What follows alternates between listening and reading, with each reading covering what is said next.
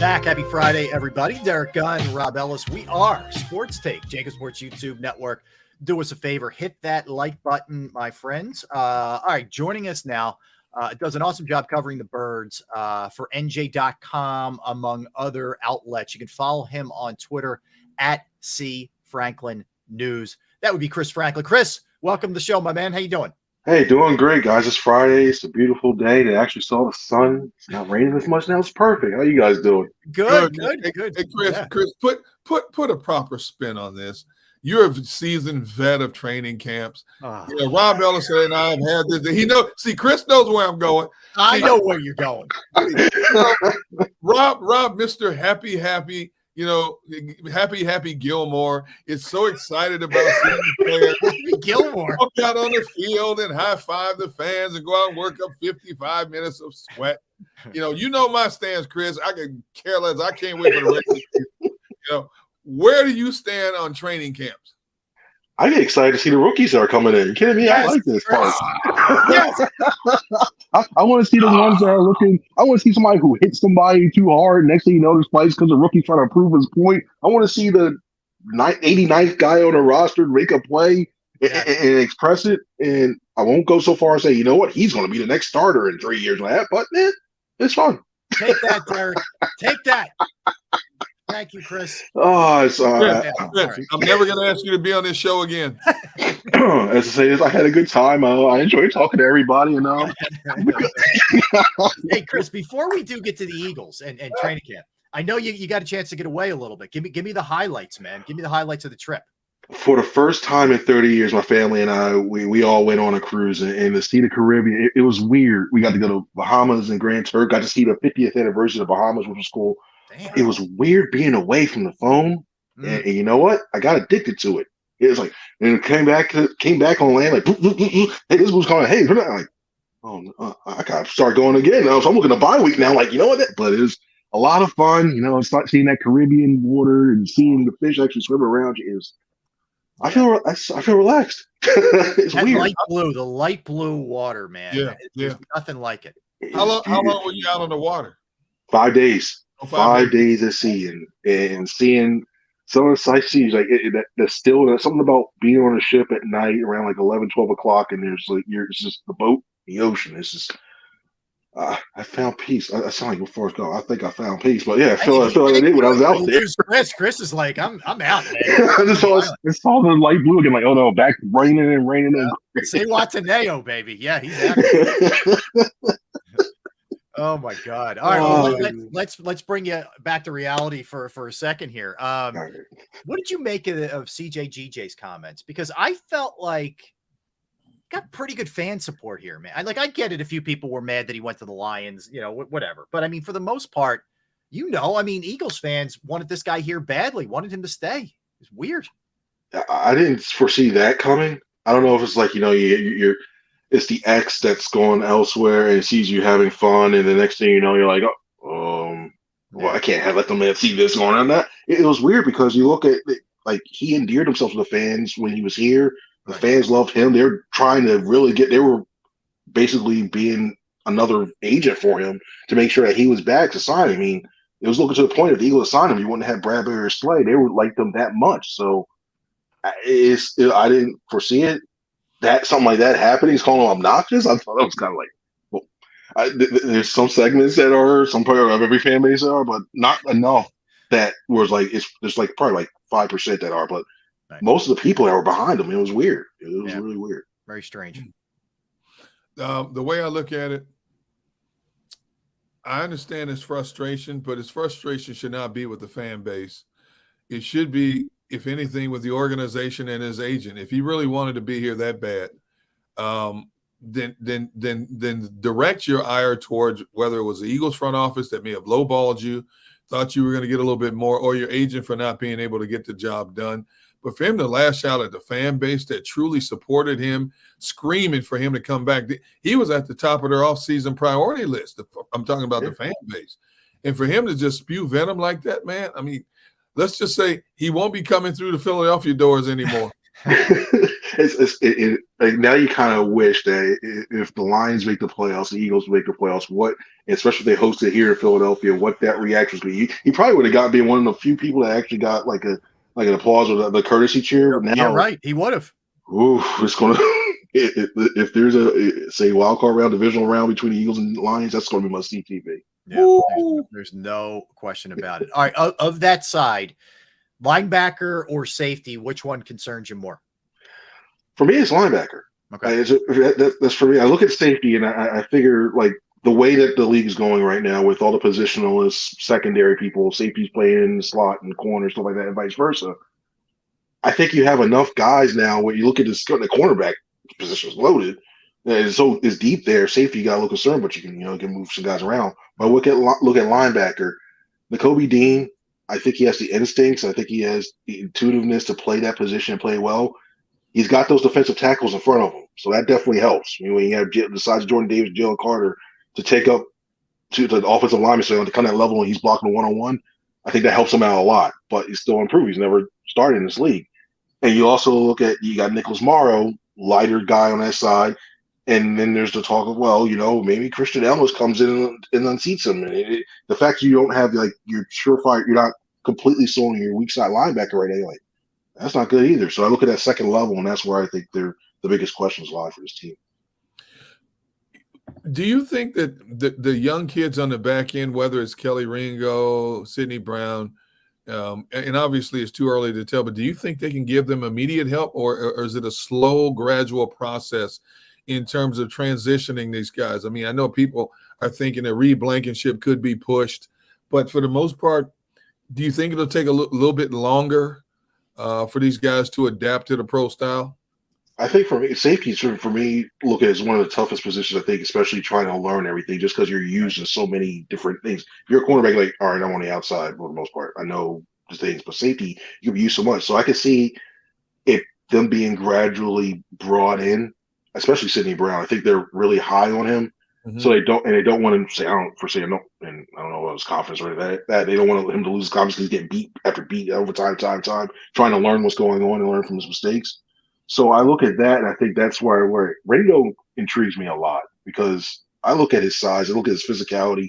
I wouldn't be surprised. I mean, he's out there training Buda Baker. I wouldn't be surprised they try to use him like a hybrid type deal. I was like, we were talking about CJGJ. I wouldn't be surprised they try to take little elements of that and try to use them as well too. But with like that stuff, it takes time. So overall, I think I'd be intrigued, but I think they bring him along slowly, and then who knows? Maybe Brown. I think Brown would be the one, and Ringo would be the one who's the impact, and we could see him a lot more early in the season than regular season. One guy I'm really intrigued by, Chris, is Nolan Smith. And, I know he fell a little bit, further than people anticipated, and it worked out for the Eagles. I swear, I think they wanted to trade that 30th pick away, but he got too close for them to do it. Just simply because his production was there. He can also play the run. I don't think he's one-dimensional, but man, he just feels like a good fit for what they do, especially considering how they've utilized, I think, gotten the best out of Hassan Reddick. Yeah, and when you look at the depth they have now on that edge, I think he gives you another bullet in the gun for the edge for when it comes to pass rush. Because I hate when they use the term bend. Everybody uses bend as a draft time. You're like, all right, no. But when we're looking at OTAs, you see it in the way he's able to contort his body around, and it's tough for those offensive linemen to get down to him, and that quickness he has. I think he could be a real problem at times. I really do. Mm-hmm. Would I like to see him bulk up a little bit? Maybe add a couple, like 5-10 pounds? Yeah, they're probably doing that right now as we speak. Ted Rath, those guys trying to probably get him his weight there. But I think when you look at his toughness, technically sound, he's right. The one thing that I had questions with the Eagles' defensive ends and edge rushers over the past couple of years, it seems like they're so hell-bent on rushing from the outside, they rush too far upfield, and we see the wide receiver, the end arounds, the counters and stuff, and they're out of position. One thing I've seen about him so far is that he still is able to get quickness to get upfield, but it's a controlled rush where he makes sure nothing gets outside his outside arm. So I look at that, and I think there's a lot of good stuff that he's shown so far. He could be integral in this for the next couple of years. Mm-hmm. Chris, when you look at the defensive line personnel, the storylines are incredible across the board. Brandon Graham, 35 years old. Can he achieve double-digit sacks again? Fletcher Cox, 32-33. Can he hold up? The infusion of Jalen Carter. Can Josh Sweat get double-digit sacks again? When you look at the D-line personnel, which one individual intrigues you most? For me, and this is, and when it not even has to do with sacks, it's Jordan Davis. Because I look at him because he's going to be the one that's going to have to make sure those other guys are able to get those double-digit sacks. I think because if Hassan Wright's going to get his, we all know he's going to get his no matter what with that. But I think when you have him in the middle ticket too, and you got Jalen Carter going one-on-one against somebody, you can't slide the line really to either side to cover to block these guys. Yep. So if you're going 5-man and you don't have that push in the middle, then you can worry about doing some other things to clog everything up. So I think when you look at Jordan Davis, he's going to have to be the one that steps up and improves this year in order for the rest of those guys to really get those numbers. If he doesn't, it'll definitely won't be anywhere near the 70 sacks they had, and I don't think you'll see anywhere. They'll probably be around the 45, 50. So his role in that at the nose is going to be integral. What do you in terms of like reps, Chris, for Jordan? Are they looking at it like, you know what, last year, yeah, you got your feet wet, but now we're going to need you to be almost an every down tackle? Are they looking at it that way, or how do you think they view his role in terms of? I know they like the rotations all across the board, but will he play a ton more, you think, than he played last year? I think he does. I think they saw what happened when they had Fletcher on the field too long, especially if they lose that Houston game or whatever. So he played like 70 some snaps. I think especially for first and second down, they want him to be more consistent, and he needs to stay healthy because we saw what happened when he left out for those 4 or 5 games. What have you? You saw that. So I think when you look at the first and second down, they want him to be more consistent in that aspect to allow him to do his thing in that, because when he was getting banged up, and you see it, they had to get Linval Joseph, and you saw what happened over time. Linval started to overtake him at times when it comes to the snap counts, even when Jordan came back too. So it's more for him. It's more about consistent. It's more about consistency. It's more about keeping in shape that he has to. And I think once he gets that down, then he'll be all right. Chris, I think the one thing that was so alarming to me throughout the course of the season, and obviously even after they went out and got Ndamukong Suh and Linval Joseph, is the fact that they still were a run defense that gave up way too many yards in a run game. And you had a lot of girth on that defensive line. When you look at the size of, those guys I just mentioned, those are some big boys, and that includes Jordan Davis. And I'm wondering, what does Desai and Matt Patricia do to make them better gap sound? Because we keep talking about what concerns you the most when we look at this Eagles defense. Is it the safety play? You said the linebacking play. But I got to tell you, for me, it's got to start up front. They have to get stouter up front, because if not, they're going to allow, especially against this better caliber of opponents this year, they're going to allow a lot more opponents to stay in games than they should. Right. Yeah, when the Commanders came in and they basically ran it down their throats, they should have believed, basically, hey, this is how you get that. And their biggest strength can be their weakness. It's almost like they have to force themselves to force control chaos, and the fact that there's, just like we talked about the edges, they were worried about getting the sacks at times. Like, okay, I can shoot this gap. I'm gonna beat everything, and that's cool to have that inner competition along the line. Like, no, I'm gonna get this. But if you're leaving your guys behind in the linebacker core, just leaving there and not do your gap the right way, or coming slow off the ball because you read it wrong or something like that, you're gonna leave those guys exposed. And for me, I don't know if you got to mix it up a little bit. I don't know if you got to overload the one side just to throw different looks to try to throw them off, so that it was think like, okay, you get this and you look at one way or something. But I don't know. I think they just got to hammer home staying controlled in your lanes. That's the biggest thing I think with this team, because there's this defense. Because if they do, everything else falls into place. You have Dean who knows how to find the right alley and tackle. So those are the biggest things. I think they should be, Chris. Maybe San Fran's number one, and probably somebody I'm not thinking off the top of my head, but I think they should be top 3, top 4 in terms of sacks still. You're still bringing back a lot of firepower with a lot of young guys who at least are positioned to be effective getting to the quarterback. Yeah, Buffalo. I throw Buffalo in there too. I think Buffalo has a lot. They have a lot of horses up front. Von Miller coming back. Yeah. And it was interesting. Somebody was telling me beforehand that when you look at the defenses that the side were involved in, not necessarily the defensive coordinator were involved in, they had more than 40, 44 sacks per each season too. So when you look at that, when we saw what he did with Chicago, when he had Quinn, And yeah, Mac, you see he can do some things in there. It's a matter of just not getting too vanilla and stale that after a while everybody goes, well, I see what he's doing. Okay, I know what this is happening, and you're burnt again, and we see you death by 1,000 paper cuts, and they're just methodically marching down the field. So that's the big thing. It's a lot's going to have to fall on the side shoulders to scheme it right and have a couple surprises up his sleeve.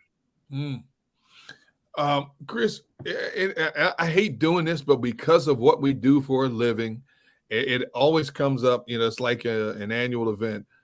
Do you think with this schedule, with this team, with this new look in so many areas, do you still think this is a 14-win team with this schedule in front of them? I didn't have 14. I think it's more of a 12, which this year I think it's going to be. I think it's a 12-win team for sure. Especially with this, it's just too many. That stretch in the second half after the bye is brutal.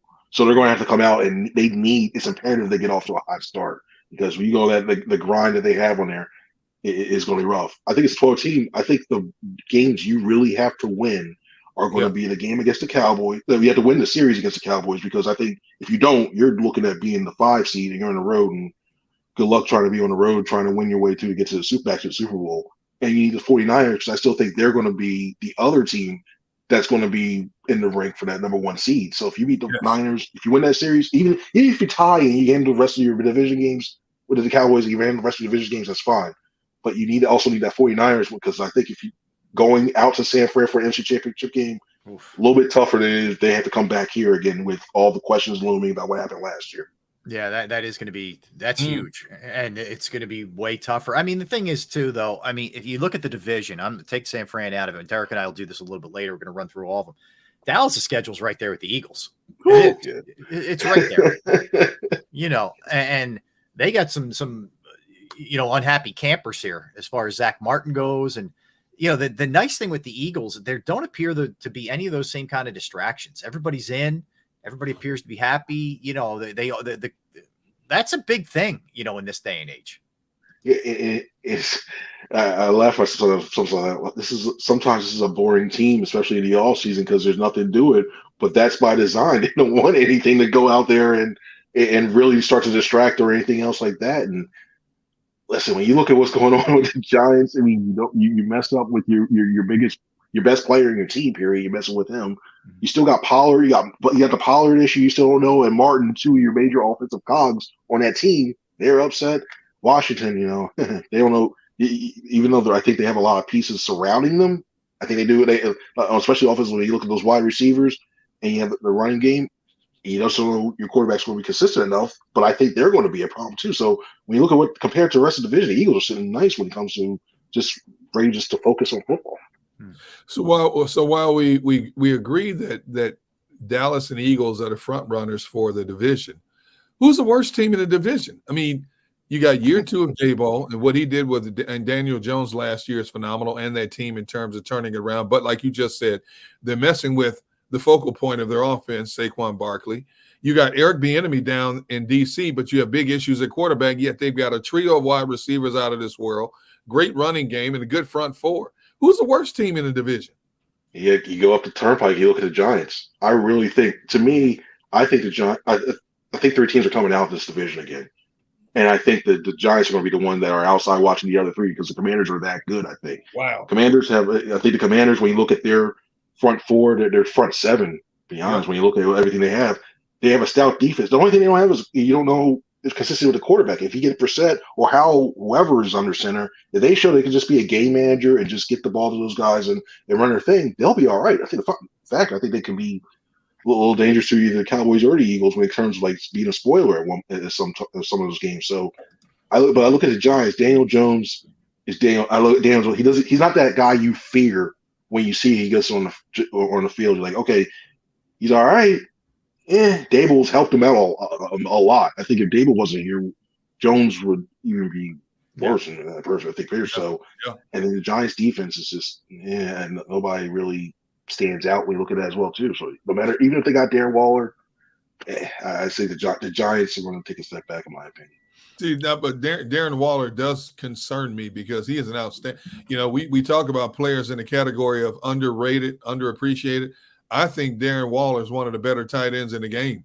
Athletic, acrobatic. I would imagine Daboll is going to use him a lot in that offense, and he's a big dude and nightmare to match up. And I think he's going to be that safety valve. I look at this Giants team, and you're right about Daniel Jones. I'm not impressed with Daniel Jones. I thought Daboll did an incredible job turning him around, making him more efficient. But the Giants were a playoff team. The Giants went back into Minnesota a few weeks after they lost to Minnesota and beat Minnesota on the road. Now they unraveled against the Eagles. It's hard for me. I keep going back and forth every week which team I think is going to be the worst team in that division because of all the past scenarios I looked at.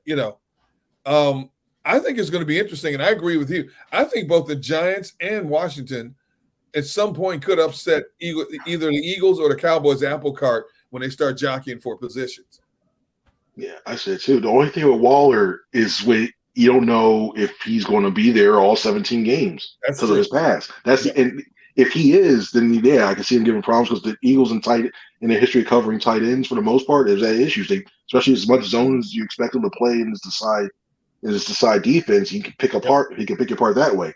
But for me, it's always his availability. And when you have a guy who, if you're going to rely on the offense that much because you're a wide receiver, the Giants wide receivers. We thought we look back to the days when the Eagles had issues just a couple years ago. Now it was like, hey, New York, it's your turn. So if he's not available, his availability, if he's not back, if he's not back to what he was beforehand, or B, if he still has nagging injuries or he's missing 2-3 games here or there, I think that really just throws everything to a tizzy up there. But how about the out of division schedule here? I mean, you're going to get KC, you're going to get Buffalo, you're going to get Miami, obviously San Fran, et cetera. But this is a juggernaut, my man. And you get New England to start it off on Brady night. Yeah, and you look at just the way the schedule when the NFC East and the AFC is going on. You used to think like the Eagles have always beaten the Jets. Now the Jets all of a sudden, even that Jets game's now a question mark. Yeah, that's a good point. I should have put that in there too. You're right. Yep. The AFC East is tough. And I'm shocked. The only thing I'm shocked right now is they didn't have to somehow find out. You know what? Nah, this isn't too hard for you. They threw the Bengals on there somehow, some way there, but that's not happening. Thank for them. But it's going to be. You don't look at when you look at like the tiebreakers and everything, and that thing that goes in the minds of sometimes. You wonder how much some of these guys are going to get up for those games, and they're always there for that. And especially the coach that I look at that Buffalo game, I think that of all the games, I think that could be a trap just because of what you have around them on both sides. Before the game previous, game after. That Miami team, I think they can give the Eagles a lot of trouble just by looking off those joint practices. Like that speed they have it could be concerning, but it's going to be a good test. We'll know if this team is capable of winning a Super Bowl, because odds are you're going to see one of those teams in the Super Bowl if you make it that far in Las Vegas. So Chris, I have to ask you this because Rob and I were just debating this the last segment. I want you to pick one road game and one home game that you feel is must see. If you were just a fan and you had the money. If you could pick one road game you wanted to go to and one home game you could be at, which games would it be and why? If it's going to be a home game, I want to see 49ers because I just see the 49ers game. Yeah. Because you want to see all the talk that's happened this all season, and just when you talk about CCG, I would the jeering that Deebo Samuel was going to get, and for everything else, the hanging up on that's a must see, and just everything's around there. The potential 1 seed could be on the line. When you look at the potential, the offense versus defense, the 49ers offense versus the Eagles defense, vice versa. I just look at that. I'm like, Lane versus Bosa. There's so many right now. I'm thinking like, there's so many storylines ready right for that. But there's so much stuff you can see. Listen, you're right. Road? Yeah, I mean, right. There's so here's your road: New England, Tampa, the Rams, the Jets, Washington, KC, Dallas, Seattle, Giants. See, the Seattle game for me is the one because I like Slay, Bradbury, and Maddox versus Metcalf and Juve Smith and Lockett. Woo! That in itself is just enough. I'm like, you know what? All right, that game's going to be a lot closer, I think. So actually, it's going to be if Geno can can repeat what he did last year. If Geno's just himself and not if he's early season Geno instead of late season Geno, that game is going to be extremely fun to watch. There going to be a lot of points put up in there but they'll match up for those 3 versus 3, best on best. Ooh, in Seattle, yeah, a place where they have trouble in the always past. Yeah. That's gonna be fun to watch. Even Super Bowl year they lost there. I mean, they were 50-52 when they won. Yeah, so that's there's a lot of good choices, man. It's gonna be fun. This is why we get excited, Derek. Okay, I know we're not allowed, but this is why we get excited. I get excited for the regular season. Wait! Don't taint my statement. I said I get excited for the regular season. When it comes to controlled training camp, I'm not looking at all the tweets. Joe Blow made a spectacular back shoulder catch, triple somersault. Yeah, because the don't hurt your teammate. Don't hurt them. Don't hurt your team. It's a little different. I want to see when the head knocking starts for real. That's when I get jacked up. Oh man, the 1-on-1 lineman. Do you see the lineman going 1-on-1? Sled work. Yeah, exactly. Stop it. Oh my God. Josiah Scott versus Devin Allen. Come on. Yeah. Come on, Chris. Don't feed it to his fire, man. Chris, who's returning punts? Is it Covey again? Is he the leader of the clubhouse? When you look for the most sure-handed person, yeah, he's the one. I think it's one of those things where you're looking, unless there's a situation where you're down and you need a real spark, you want to try to make something happen, then you put Devonta back there. Yeah, I don't love that, but I hear you. I don't love it. All right, Chris. Since Rob is trying to sensationalize my sentiment, here's my chance to get back at him. This is one thing, Chris, that sticks in his craw when we talk about the Eagles. Okay. It's supposed to be your punter when it's all said and done. Oh, it's going to be Sipos. It's going to be Sipos. It's going to be Sipos because it was more Zettner. When I looked at like some of the kicks he made, and I looked at something, I'm like, all right, Zettner gonna be right. I'll preface this by saying it was the only one day we saw him punting. But Sipos was getting off 5-second hang time kicks and placing them in good spots. You know that, Zettner had shanked a couple. I know. It was only one day, but get ready to see him back. I know. I'm not in a good mental place to handle Sipos right now. I need time for this. You'll enjoy it up to about like late November, and then when the wind starts getting cold, it might start. Yeah. I mean, I can't believe that this is going to happen again. I can't believe it, but it is. All right. All right, Chris, listen. Yeah. He had to get his revenge. Chris, we appreciate it, man. We'll check you out on Twitter as always. C Franklin News, but also NJ.com. Chris is the Eagles beat writer. Check out all of his work. Chris, looking forward to talking to you soon, man. Thanks for your time. Appreciate it. Thank you, guys. Y'all have a good one now. Enjoy. All right, Chris. You are a weasel. What are you doing here? You got to go Sippos? Really? You are the worst. You go to the Sippos. You don't pull out the Sippos card like that. You just wait for that one a little while, okay? I don't need it. You're taking me down on a Friday with Sippos? It's not right there. That's my trump card every time we get to this debate. Just and we wrong. have a different guest, though. I'm disappointed in you. I'm not even mad at you. I'm disappointed in you. All right, let's hit it. Let's come back. You know what? Let's keep the football chat going here. Oh man. We're gonna look, Derek, at the schedules of the teams in the NFC East, meaning Cowboys, Washington, and New York. But let's add San Fran in there just for the heck of it. Let's do that when we come back and see how it compares to the Eagles schedule, how much harder it is, less hard, etc. So we'll do that when we come back. We'll keep the football talk rolling. So don't go anywhere. That is Derek. I am Rob. We are Sports Take, JAKIB Sports YouTube Network. All right, let's talk a little Jim Murray and Principal Financial Group, because trying to find that right person can be a real challenge, man. It can be very difficult. I can tell you from personal experience, it took me a while, but I found the right person, and your search is over. It's Jim Murray and Principal Financial Group. Whether it's retirement planning, 401k review, insurance review, you might have a small business, you need help with employee benefits, that's another resource that Jim can help you with. I know personally, I've entrusted my IRA, my 401k rollovers with Jim, and it was the absolute right move for me. Give him a call, 610-996-4751, 610-996-4751. You can email him as well. He's great at consultations. You're not sure about something. His email is Murray, MURRAY.Jim@principal.com. That's Murray.